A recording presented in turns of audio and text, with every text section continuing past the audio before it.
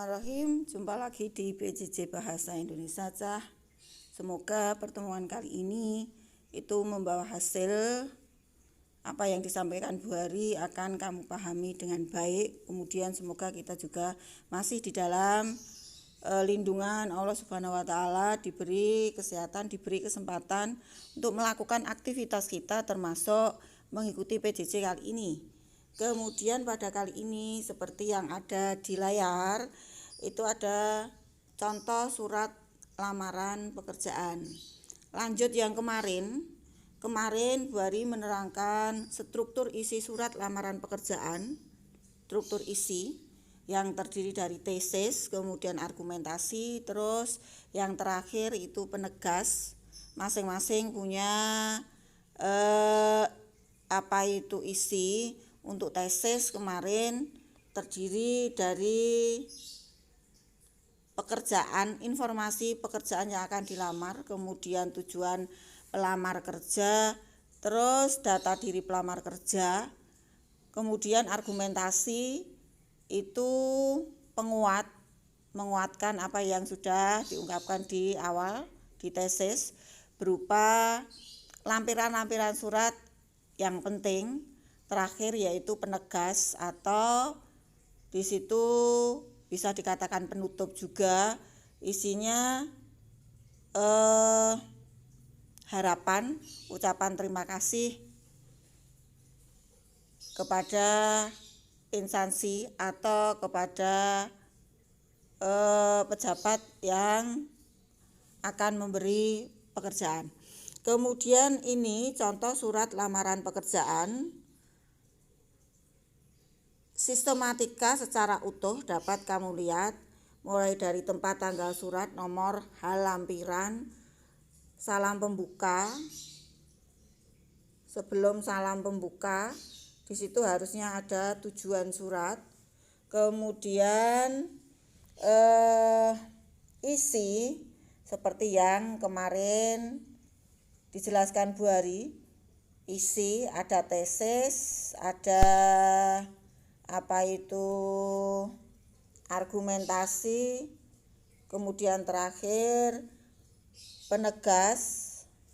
Dapat kamu lihat di situ isi atau struktur isi surat lamaran kerja.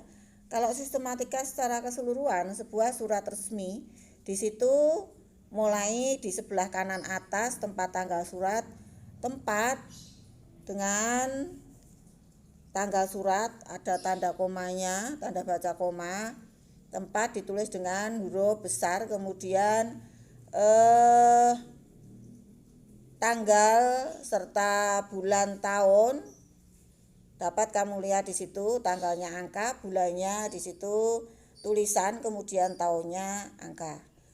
Terus setelah itu sistematika berikutnya dapat kamu lihat ada hal, ada lampiran.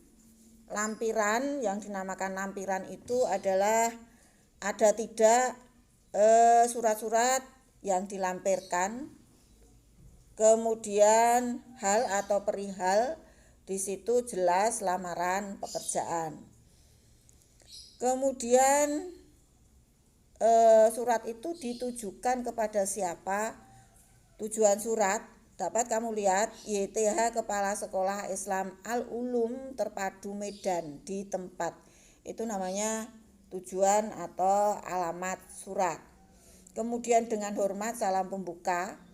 Terus isinya itu terdiri dari informasi awal pekerjaan, tujuan pelamar pekerjaan, data diri pelamar pekerjaan, lanjut dengan argumentasi, alasan-alasan atau penguat atau argumen. Di situ bersama ini saya lampirkan 1 fotokopi KTP, 2 pas foto, 3 akte dan lain sebagainya. Itu merupakan bentuk argumen atau alasan untuk memperkuat tesis yang diungkapkan di awal.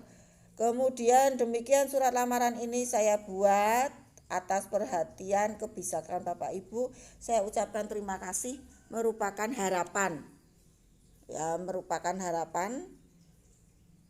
ucapan terima kasih itu ada di paling akhir, merupakan apa tadi, menegaskan atau kesimpulan. Kemudian ya setelah kita pahami struktur isinya, terus sistematika secara keseluruhan sebuah surat lamaran pekerjaan, masuk kepada penulisan bagian-bagian sistematika surat lamaran pekerjaan.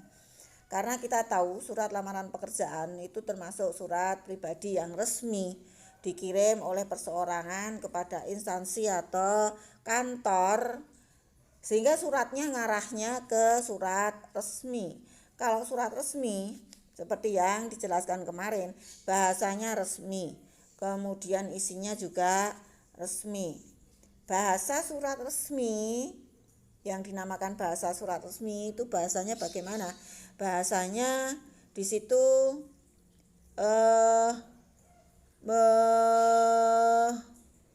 mengikuti bahasa Indonesia yang baik dan benar, aturan-aturan di ejaan yang disempurnakan.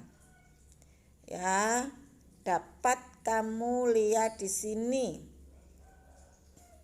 Dapat kamu lihat aturan penulisan bagian-bagian yang ada di surat lamaran kerja, mulai dari tempat tanggal surat yang ditulis di pojok kanan atas. Ya, tadi saya katakan tempat, kemudian tanggal, ada tanda baca koma, tempatnya diawali dengan huruf besar.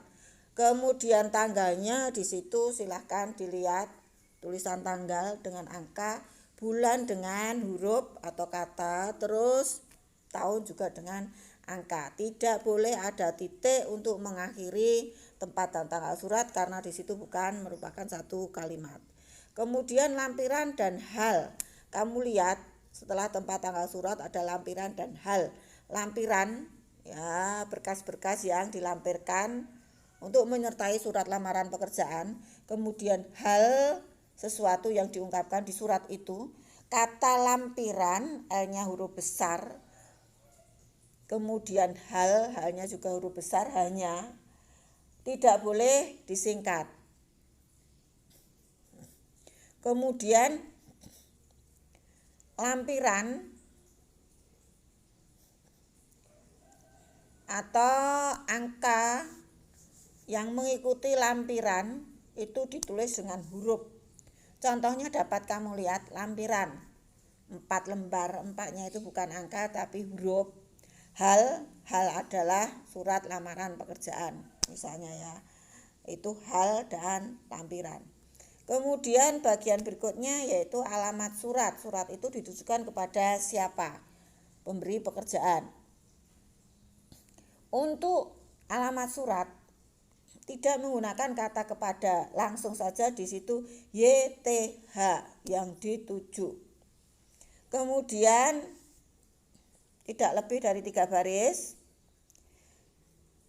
Jabatan tidak perlu menggunakan sebutan bapak atau ibu.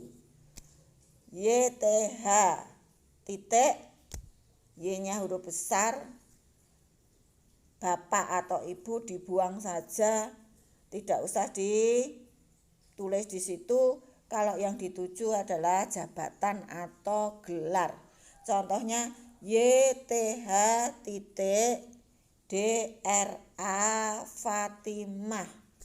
Tidak perlu YTH titik ibu DRA, ibunya tidak usah. Atau misalnya YTH titik Direktur Perusahaan Angkasa. Tidak usah YTH titik Bapak Direktur. Saya tandaskan kembali, Bapak Ibu tidak dibutuhkan di sana, atau sebutan itu tidak usah ditulis kalau yang dituju adalah jabatan atau gelar.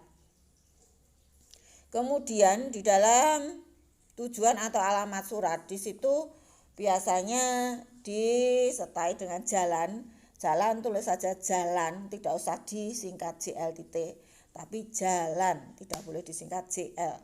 Ya, kemudian di alamat surat di situ juga tidak dibutuhkan titik untuk mengakhiri alamat surat tersebut. Contoh, YTH titik manajer sukses mandiri Jalan M titik Yamin nomor 02 Kalibata Jakarta. Ya, perhatikan sebenarnya di sini nomornya, kata nomornya tidak perlu ditulis. Ya, langsung saja ke angkanya. YTH titik manajer sukses mandiri Jalan tidak disingkat M titik Yamin nomor tidak usah Yamin 02 Muhammad Yamin 02 Kalibata Jakarta. Itu sudah cukup. Kemudian setelah itu kita sampai ke bagian salam pembuka dengan hormat. D-nya besar hanya kecil ada komanya. Sama nanti salam penutup. Hormat saya hanya besar, S-nya kecil ada komanya.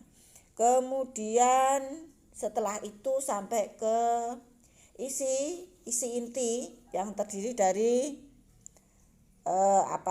tesis, kemudian argumentasi, kemudian penegas atau penutup.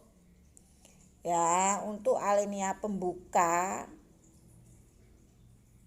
sebaiknya menggunakan bahasa yang baik, sopan dan benar. Bisa juga tesis di situ dimulai dengan informasi awal sebuah pekerjaan. Kemudian setelah itu di dalam tesis itu seperti yang dijelaskan hari kemarin ada identitas pelamar pekerjaan, kemudian tujuan yaitu melamar pekerjaan. Itu pada tesis. Ya, contohnya berdasarkan iklan di harian Angkasa pada tanggal bulan ini, perusahaan Langit Biru membutuhkan karyawan di bagian administrasi. Itu berarti informasi awal pekerjaan. Kemudian data diri ditulis, identitas diri. Saya, nama, tempat tanggal lahir, kemudian pendidikan, terakhir alamat, itu termasuk identitas diri. Penulisannya kamu lihat, nama, tempat tanggal lahir dimulai dengan huruf kecil. Pendidikan P-nya kecil, E-nya, nama E-nya kecil, alamat A-nya kecil. Kemudian tujuannya ditulis. Ya, tujuannya ditulis. Ingin melamar atau ingin mengajukan lamaran pekerjaan di perusahaan yang Bapak pimpin. Itu merupakan tesis. Kemudian kasih argumentasi ya sebagai bahan pertimbangan atau agar dipertimbangkan lebih lanjut. Saya lampirkan hal berikut. Mulai masuk ke argumentasi. Fotokopi ijazah, fotokopi KK, pas foto. Itu semuanya kamu lihat di sini hurufnya huruf kecil. Fotokopi dimulai huruf awalnya kecil. Fotokopi bukan fotokopi bukan, tapi fotokopi pas foto ya. Nah, itu merupakan argumentasi.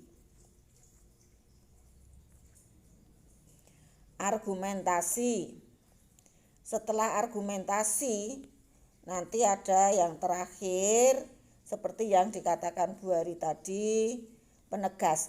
Ini tambahan untuk argumentasi surat-surat yang dilampirkan penulisannya antara surat satu dengan surat yang lainnya atau arsip satu dengan arsip lainnya ada titik koma terakhir titik. Kemudian untuk yang terakhir penegas ya, harapan, permintaan maaf, mungkin harapan untuk dapat diterima, bukan permintaan maaf, ucapan terima kasih. Itu merupakan penegas ya. bunyinya untuk penegas